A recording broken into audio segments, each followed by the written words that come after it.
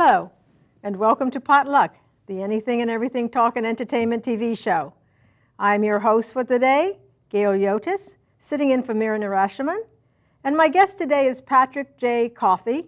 He's been with FPA for 17 years. He's produced a collectible show, and hopefully will continue to produce it in the future. Patrick, welcome to Potluck. Thank you for having me, Gail. Patrick, I want you to tell me how you became interested in 1950s and 60s collectibles.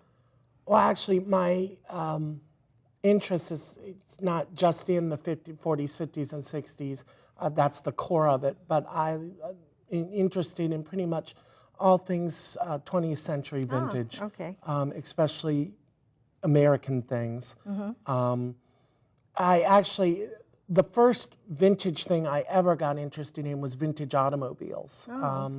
When I was 8 years old for Christmas in 1984, I got a book from a brother of mine, my brother Chris, and it was the standard catalog of American automobiles from 1930 to 1980. And I would go through that book, and there were a lot of cars that I didn't recognize, not just models, but even names of makes. Like DeSoto or Hudson or Kaiser or Nash. And I used to go to my father and ask him about these cars because I knew that he had worked in a gasoline station when he was a teenager in Springfield, Massachusetts in the late 40s, early 50s. And he would tell me about them. And that's what my passion started with. And then later on, I met a man, his name was Greg Maluski. He was a 50s DJ, and he went by the handle of Crazy Greg. And he actually ended up doing a 50s dance show here at the studio. Oh. And that's how I came to Channel 10 17 years ago. Wow. And we actually did his show right here in this studio that we're in now. Studio B. And he was the one that fueled my passion for other things, 50s, TVs, telephones. It all started with him. Seeing the neat things that he had in his house, pictures and stuff he would show me.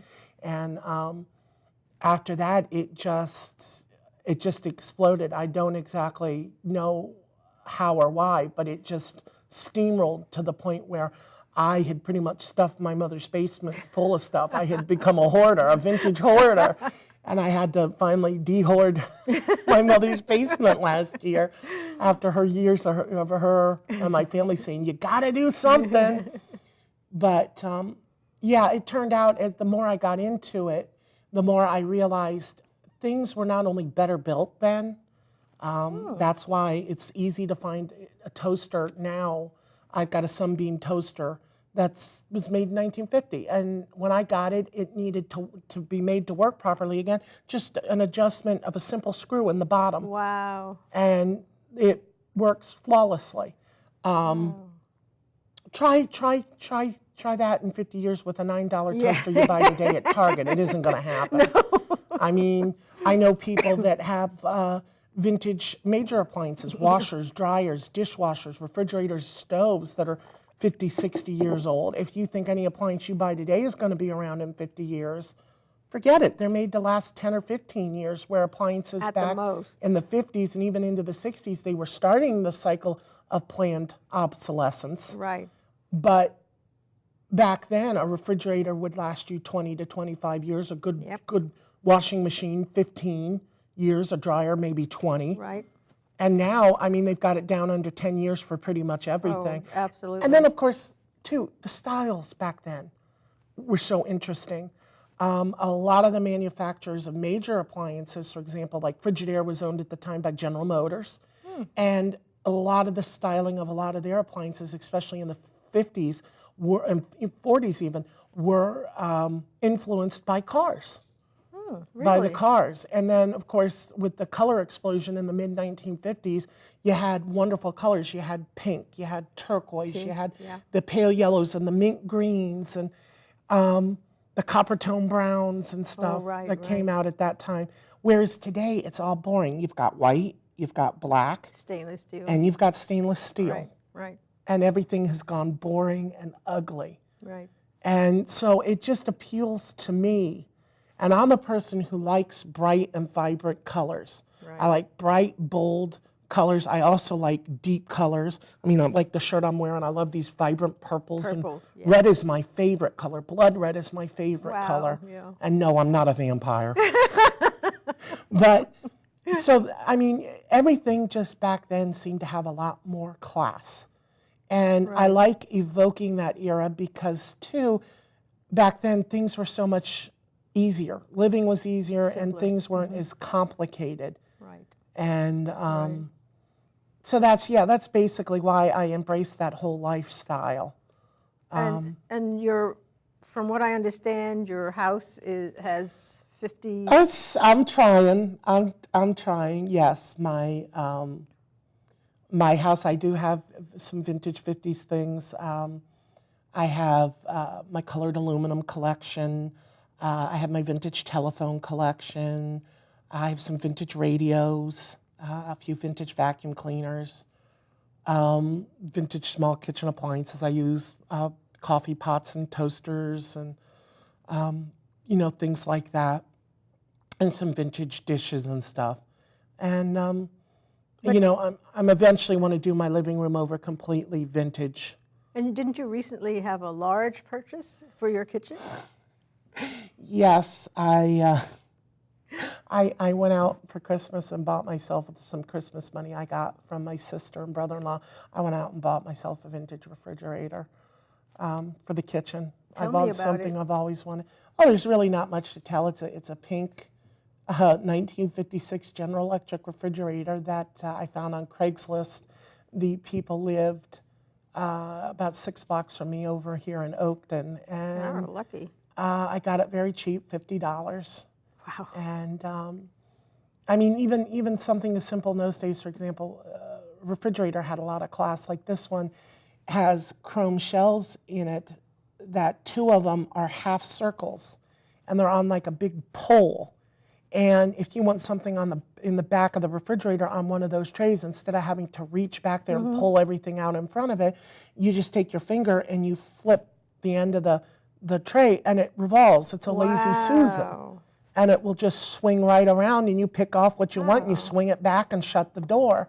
And another neat thing about this one is if I approach it and my hands are full and I want to get in the fridge, there's a big chrome pedal across the bottom of the refrigerator, and you just step on that, and there's a little thing because it's got a magnetic door latch that pushes on the frame of the door, and the door will swing open. Oh, wow. So you don't even have to put the stuff down in your hands to open the fridge.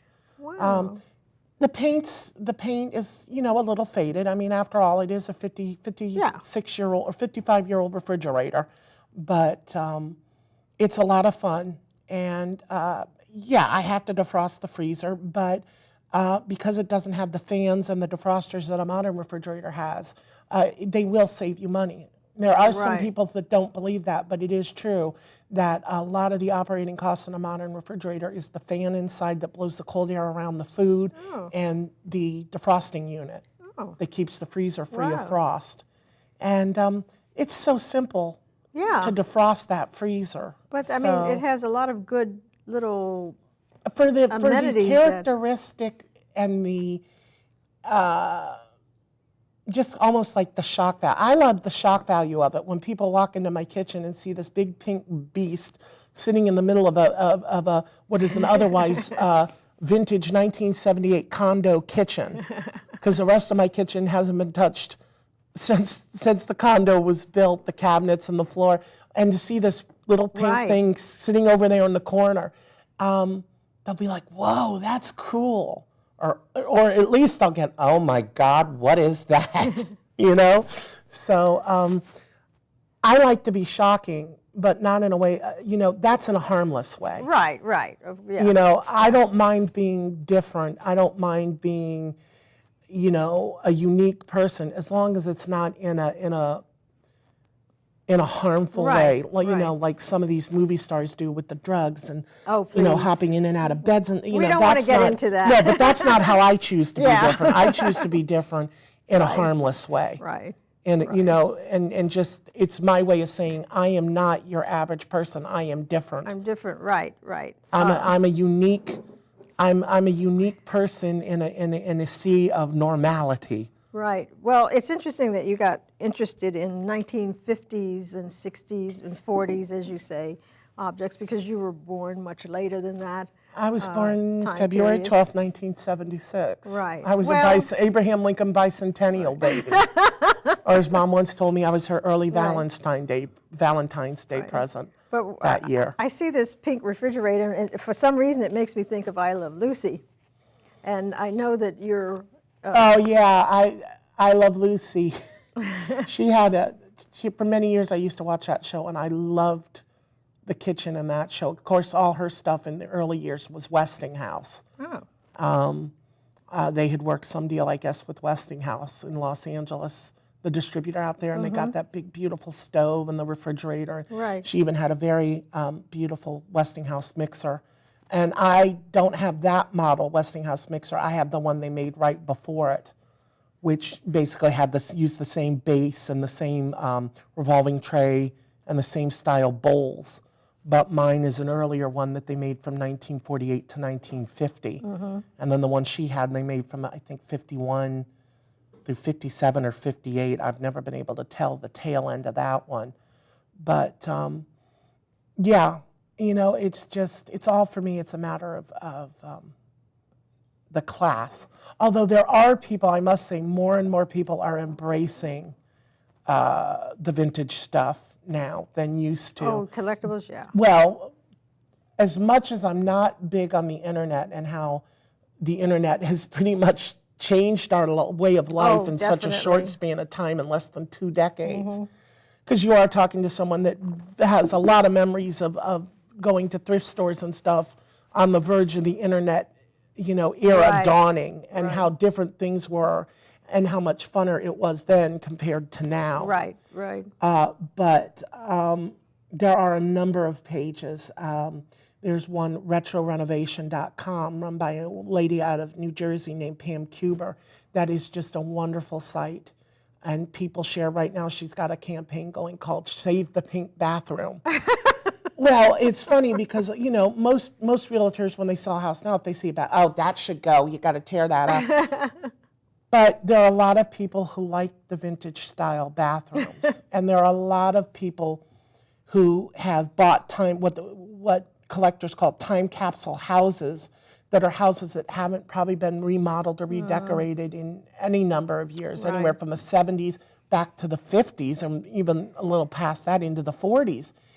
And they embrace it, and they will try, they will do everything from keeping it exactly the way they found it and living in it that way, to keeping the best architectural elements and updating it to their tastes. Right. And there's another site, automaticwasher.org, where people come and they talk and they show off their different collections. And believe it or not, there are people out there who have collections of like vintage automatic washers and dryers and stoves and refrigerators. I know of a couple guys here in the DC area that have collections like that. And then, you know, there are people that collect the small appliances. And there are people now that deal in restoring and selling them. There's a guy named Michael Sheaf up in New York City who redoes toasters and waffle irons and certain Sunbeam electric waffle bakers and griddles. Name of his website is toastercentral.com.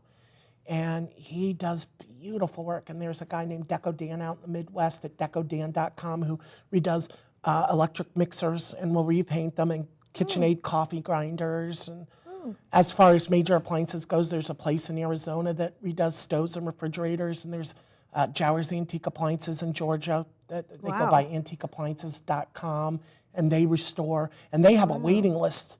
If you buy from their unrestored inventory, the price includes the restoration. But sometimes when they get backed up, you have to wait any number of months to a year because they are in such demand. Really? And have such a waiting list. But I mentioned the price, you know, that they put the price on their website with a picture of the unrestored appliance, and they put in there, this price includes restoration. The only problem that has caused for the rest of us regular collectors is people will go and they'll stumble across that website and they'll see the price and they just for some reason, it's almost like they don't see that this includes the price of restoration. So you will find now, like you never used to a few years back, you will find on eBay people selling these beat up vintage stoves and vintage refrigerators and vintage washers and dryers, but they want thousands of dollars for them. You don't know if they work. You don't know if they work, how long they'll work, where like at Jowers, they go over everything with a fine-tooth comb. And if there's something wrong, they either restore or replace whatever's wrong, you know? Okay. And they do the money's worth. The money they're asking, it's worth every dime. Right, right. But these people get outrageous thinking, well, if this place can get this for this unrestored thing, I don't think really realizing what it's going to look like when they're done restoring it. Right. And so that's the only catch-22 that I've seen from some of these places springing up. But you know, that's just not a problem, because most of the people that are that stupid, I'm just going to say it, that's stupid to think they're going to get that kind of a price for an old beat up. They never do. They very rarely do. Right. But what do you think about this resurgence in vinyl records now that's coming up? I just heard on the news. I have a reproduction Crossley portable record player, and I have Grandma's circa 1958, Grandma and Grandpa Coffey's Victrola. I think that's cool.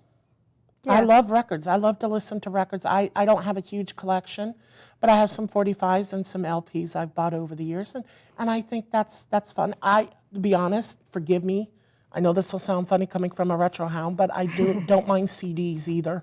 I have a CD player in my living room, and I like the CDs too. Here lately, I've gotten into listening to vintage radio on the internet. I found a couple good radio stations that I can stream over my computer, and I'll just turn them on and turn it up a little bit while I'm in the kitchen folding the laundry, or, you know, doing something in the dining room, and you know, just to have it on in the background. When you say vintage radio, you're talking about the old soap opera shows that they had on radio prior to TV? No, I'm talking more like music, like doo-wop, early rock, some swing music. And what's neat about the cable system here in Fairfax County is with Cox, you've got, and I think with Verizon too, you have what they call the music channels. And both of them have a swing music channel.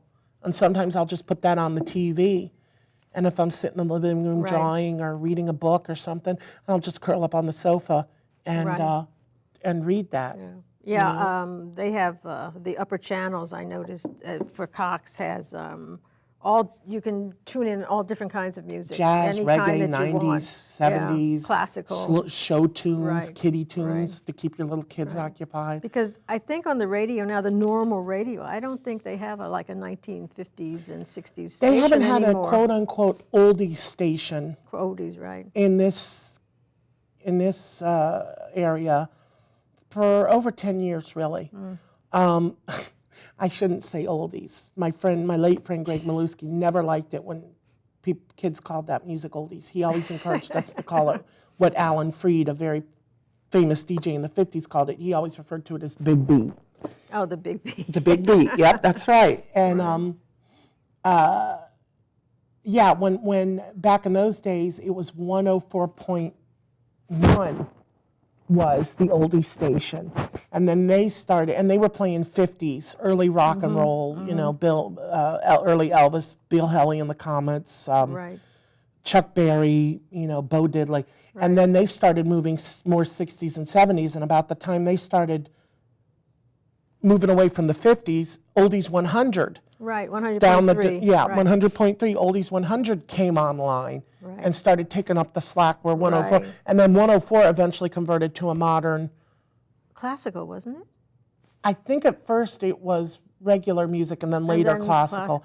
And Oldies 100 was around for about 10 years. And then they did the same thing that 104.1 had done before them. And yet the only downside about that time was there was no other radio station came online taking up the slack. So it's very sad. Now the kind of radio shows you were just talking about, 88.5 FM out of American University, WAMU. There is a gentleman every Sunday. His name is, I know it, he was one of the Joy Boys years ago with Willard Scott on WMAL. I want to say, I can't think of his name. Ed Walker. Oh, okay. There we go. Ed Walker hosts the big broadcasts from 7 to 11 every Sunday night, and he plays shows like Dragnet, Yours Truly, Johnny Dollar. Sometimes he'll have like Fibber McGee and Molly. Yeah. He'll do a variety of drama, comedy, things like that, of old radio shows. Right, right. And it's a lot of fun to listen to. And sometimes I'll just turn that on and listen. And you can listen to it online. If you miss the show on Sunday and you want to go back and listen to it, they archive every show for a few years. Great. They've got them in an archive, that's and you can great. pull them out and listen to them on your computer. Right. And for years you've been able to get old radio shows like on CD and stuff like that. But Yeah, that's true. You can. I've never done that. I prefer just to listen to it on the radio. On the radio. Right. And luckily I have a couple vintage AM/FM radios from. The one I love to listen to it on the most, I've got to get the antenna wire fixed on it again so I can put it back in the kitchen. It's a red 1953 RCA Victor radio. Is It's it really a cool. Bakelite?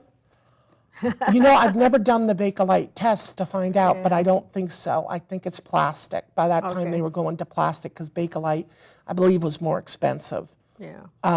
But it's red. And it'll look so cool on top of the pink refrigerator Oh, when I get it fixed. Oh, yeah. Because when I first moved in, I had it on top of my old one, and I used to turn it on. Now I have a reproduction 30s one that I got when I worked at Home Good. I have that on top of the microwave. Wow. And if I'm in the kitchen, folding clothes or cooking a meal on a Sunday, I'll just turn that on and listen to it while I'm in the kitchen. Right. And it's a lot of fun. It's a lot of fun. And those shows, they're still funny. I mean, today, some of it's a little topical humor to the times. Right. So, young kids wouldn't get it. No. But, someone like me who's researched the era or someone like my mother who lived the era. You have to know a little bit of history to appreciate some things, especially. Yeah, my mother sent me a test recently on the email. It was a bunch of questions about the 40s and 50s.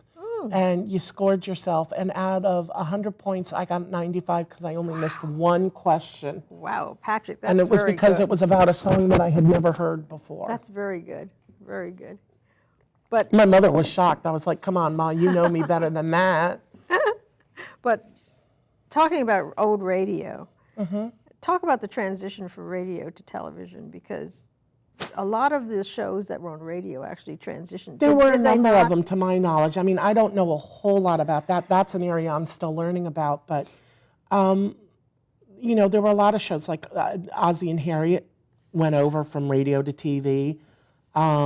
My Armis Brooks with Eve Arden made the jump. Lucille Ball made the transition from radio to TV. Her radio show was called My Favorite Husband. And she made the jump to TV.